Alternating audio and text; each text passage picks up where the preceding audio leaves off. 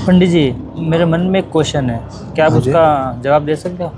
बिल्कुल, बिल्कुल बताइए। मैंने सुना है कि आप हर चीज़ का मतलब बता देते हो। हाँ, धर्म से लेकर के जो भी क्वेश्चन होते हैं, मुझे पता होता तो ज़रूर बताता हूँ। तो फिर मेरे मन में एक क्वेश्चन था, हाँ, हाँ। पूछूं? बिल्कुल, बिल्कुल। तो मेरे को ये समझ में नहीं आ रहा, हम लोग आरती क्यों करते हैं? अच्छा, आरती क्यों करते हैं और इसका साइंटिफिक रीज़न क्या है, इसका आध्यात्मिक रीज़न क्या है, इसका वैदिक और लौकिक मैं तीनों बताऊँगा।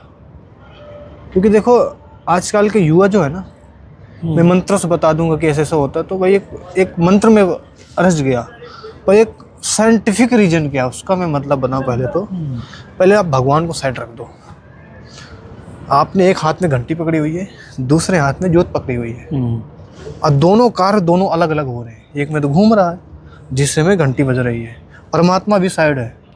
ऐसा कौन सा योग है, ऐसी कौन सी कसरत है, ऐसा कौन सा घर का कार्य है जो दोनों हाथों से अलग अलग होता है। पंडित जी, मेरी ये बात समझ में नहीं आ रही है हाँ। कि हम लोग ये घंटी क्यों बजाते हैं? हाँ, जैसे अलग अलग कार्य हो रहा है ना, घंटी बजाने का रीज़न ये है कि जो घर की जितनी नेगेटिव एनर्जी होती है, वो वाइब्रेशन जब झंझनाहट होती है ना, तो कभी रिकॉर्डिंग करना फ़ोन में तो सुनाई दे कम दे रहा होता है, तो वाइब्रेशन से सारी नेगेटिव एनर्जी ख़त्म हो जाती है। और जब हम जोत जलाते हैं, तो जोत का भी आपका क्वेश्चन था कि जोत क्यों जलाते हैं। जब अग्नि जलती है ना, उससे जितने बैक्टीरिया नेगेटिविटी जितना होता है ना, वो ख़त्म हो जाता है। कभी बंद कमरे में कपूर जलाना, जितने कीड़े होंगे बाहर निकल आएंगे। तो जब अग्नि जलती है ना, तो उसकी ऊर्जाएं प्रकट होती हैं।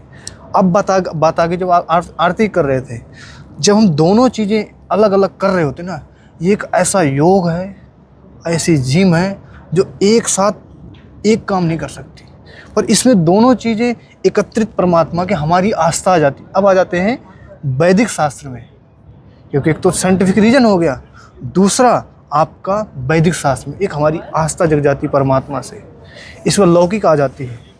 तीनों को बता रहा था, लौकिक में हम गा के कर रहे होते हैं, ओम जय जगदीश हरे।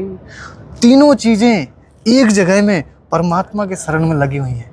ऐसी कौन सी कसरत है, ऐसी कौन सी जिम है। मेरे को अभी भी एक चीज़ समझ में नहीं आ रही है कि हम लोग जो आरती करते हैं ना, वो ऐसे ऐसे क्यों करते हैं? हाँ, हम लोग घुमा के क्यों करते हैं। हम परम, अब इसमें आ जाती है आस्था के विषय, इसमें वैदिक शास्त्र आ जाता है। हम एक आस्था से परमात्मा की नज़र उतार रहे होते हैं। जो हमारा एक आस्था है, एक हमारा प्रेम है, एक हमारी विश्वास है, पर हमारी सारी कसरत अलग अलग है। साइंटिफिक रीजन से परमात्मा को साइड कर दो, ऐसी कौन सी कसरत नहीं है। पर हमारी जो हमारे तीसरा मन में आ जाता है, लौकिक या वैदिक, उसमें हम गा के कर रहे होते हैं। अब मेरा एक और क्वेश्चन था। हाँ, कि हम जैसे सत्संग करवा रहे हैं, हाँ, तो वो सब होने के बाद ही आरती क्यों की जाती है? हाँ। इसका रीज़न ये है कि जब सत्संग कर रहे होते हैं, हमारा एक जगह ध्यान होता है। जैसे मैंने बताया, तीनों चीज़ एक साथ नहीं हो सकती। वो हम एक चीज़ कर लिया हमने, जैसे जिम हमने कर लिया, बेसिक में आ जाते। जैसे पहले हम नॉर्मली हम एक्सरसाइज कर रहे होते हैं, इसके बाद एडवांस टेक्नोलॉजी आती है।